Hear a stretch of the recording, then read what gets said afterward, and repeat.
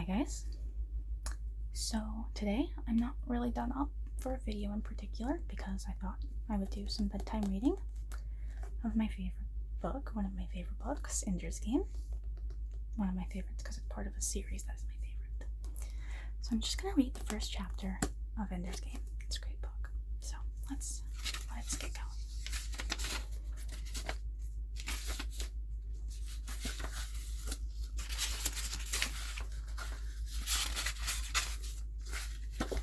Chapter 1, Third. I've watched through his eyes, I've listened through his ears, and I tell you, he's the one. Or at least as close as we're going to get. That's what you said about the brother. The brother tested out impossible, for other reasons, nothing to do with his ability. Same with the sister, and there are doubts about him. He's too malleable, too willing to submerge himself in someone else's will. Not if the other person is his enemy. So what do we do? Surround him with enemies all the time? If we have to. I thought you said you liked this kid. If the buggers get him, they'll make me look like his favorite uncle. All right, we're saving the world after all. Take him. The monitor lady smiled very nicely and tousled his hair and said, Andrew, I suppose by now you're just absolutely sick of having that horrid monitor. Well, I have some good news for you. That monitor is going to come out today. We're going to take it right out and it won't hurt a bit. Ender nodded. It was a lie, of course, that it wouldn't hurt a bit. But since adults always said it when it was going to hurt, he could count on that statement as an accurate prediction of the future. Sometimes lies were more dependable than the truth. So if you'll just come over here, Andrew, just sit right up here on the examining table. The doctor will be in to see you in a moment. The monitor gone. Ender tried to imagine the little device missing from the back of his neck. I'll roll over on my back in bed and it won't be pressing there. I won't feel it tingling and taking up the heat when I shower. And Peter won't hate me anymore. I'll come home and show him that the monitor's gone, and he'll see that I didn't make it either. That I'll just be a normal kid now, like him. That won't be so bad then. He'll forgive me like I had my monitor, or he'll forgive me that I had my monitor for a whole year longer than he had his. We'll be not friends, probably. No, Peter was too dangerous. Peter got so angry. Brothers, though. Not enemies, not friends, but brothers. Able to live in the same house. He won't hate me, he'll just leave me alone, and when he wants to play buggers and astronauts, maybe I won't have to play. Maybe I can just go read a book. But Ender knew, even as he thought it, that Peter wouldn't leave him alone. There was something in Peter's eyes when he was in his mad mood, and whenever Ender saw that look, that glint, he knew that the one thing Peter would not do was leave him alone. I'm practicing piano, Ender. Come turn the pages for me. Oh, is the monitor boy too busy to help his brother? Is he too smart? Gotta go kill some buggers, astronaut? No, I don't want your help. I can do it on my own, you little bastard, you little third. This won't take long, Andrew, said the doctor. Ender nodded. It's designed to be removed, without infection, without damage. But there will be some tickling, and some people say they have a feeling of something missing. You'll keep looking around for something you were looking for, but you can't find it, and you can't remember what it was. So I'll tell you, it's the monitor you were looking for, and it isn't there. In a few days, that feeling will pass. The doctor was twisting something at the back of Ender's head. Suddenly, a pain stabbed through him like a needle from his neck to his groin. Ender felt his back spasm, and his bed arched violently backward. His head struck the bed. He could feel his legs thrashing, and his heads were clenching each other, wringing each other so tightly that they arched. Dee, shouted the doctor, I need you. The nurse ran in, gasped. Gotta relax those muscles, get it to me now. What are you waiting for? Something changed hands. Ender could not see. He launched to one side and fell off the examining table. Catch him, cried the nurse. Just hold him steady. You hold him, doctor, he's too strong for me. Not the whole thing, you'll stop his heart. Ender felt a needle enter his back just above the neck of his shirt. It burned, but wherever in him the fire spread, his muscles gradually unclenched. Now he could cry for the fear and pain of it. Are you all right, Andrew? The nurse asked. Andrew could not remember how to speak. They lifted him onto the table. They checked his pulse, did other things. He did not understand at all. The doctor was trembling. His voice shook as he spoke. They leave these things in the kids for 3 years. What did they expect? We could have switched him off. Do you realize that? We could have unplugged his brain for all time. When does the drug wear off? Asked the nurse. Keep him here for at least an hour. Watch him. If he doesn't start talking in 15 minutes, call me. Could have unplugged him forever. I don't have the brains of a bugger. He got back to Miss Pumphrey's class only 15 minutes before the closing bell. He was still a little unsteady on his feet. Are you all right, Andrew? Asked Miss Pumphrey. He nodded. Were you ill? He shook his head. You don't look well. I'm okay. You'd better sit down, Andrew. He started towards his seat, but stopped. Now, what was I looking for? I can't think what I was looking for. Your seat is over there, said Miss Pumphrey. He sat down, but it was something else he needed, something else he had lost. I'll find it later. Your monitor, whispered the girl behind him. Andrew shrugged. His monitor, she whispered to the others.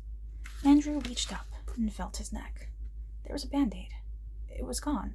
He was just like everybody else now.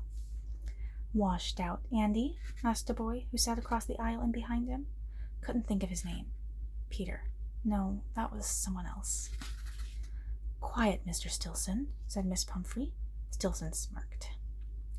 Miss Pumphrey talked about multiplication.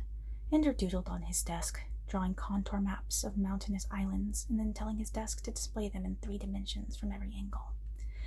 The teacher would know, of course, that he wasn't paying attention, but she wouldn't bother him. He always knew the answer, even when she thought he wasn't paying attention. In the corner of his desk, a word appeared and began marching down the perimeter of his desk. It was upside down and backward at first, but Ender knew what it said long before it reached the bottom of the desk and turned right side up. Third. Ender smiled. He was the one who figured out how to send messages and make them march. Even as his secret enemy called him names, the method of delivery praised him.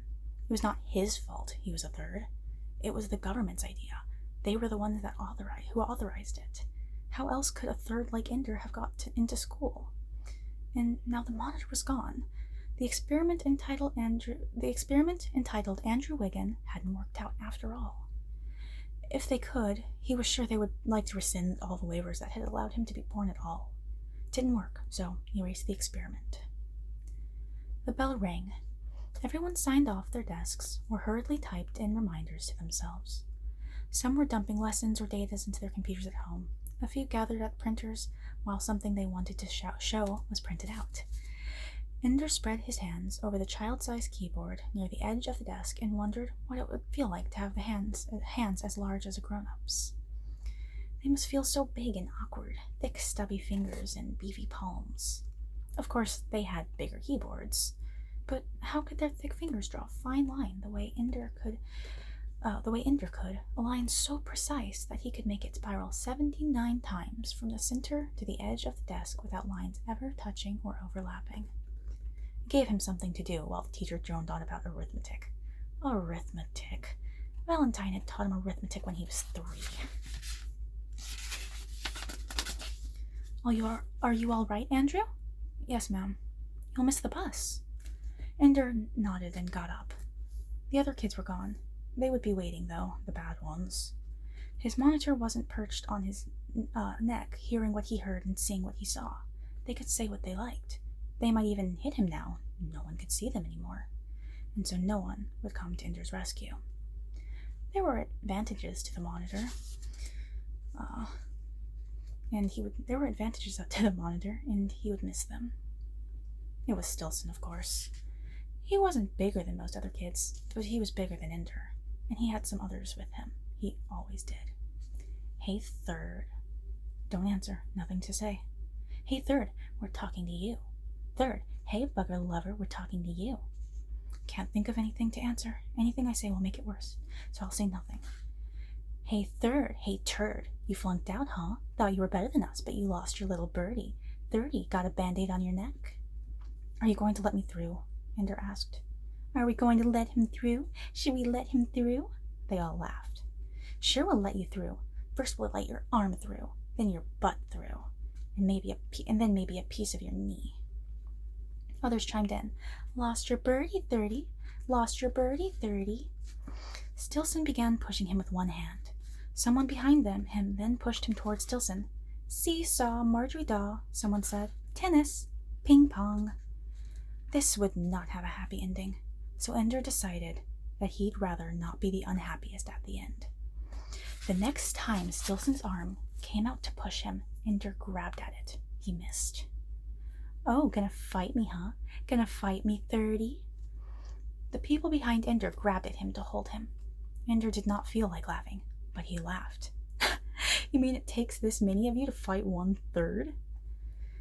We're people, not thirds, turd face. You're about as strong as a fart. But they let go of him. As soon as they did, Ender kicked out high and hard, catching Stilson square in the breastbone. He dropped. It took Ender by surprise. He hadn't thought to put Stilson on the ground with one kick. It didn't occur to him that Stilson didn't take a fight like this seriously, that he wasn't prepared for a truly desperate blow. For a moment, the others backed away, and Stilson lay motionless. They were all wondering if he was dead. Ender, however, was trying to figure out a way to forestall vengeance, to keep them from taking him in a pack tomorrow. I have to win this now, and for all time, or I'll fight it every day, and it will get worse and worse.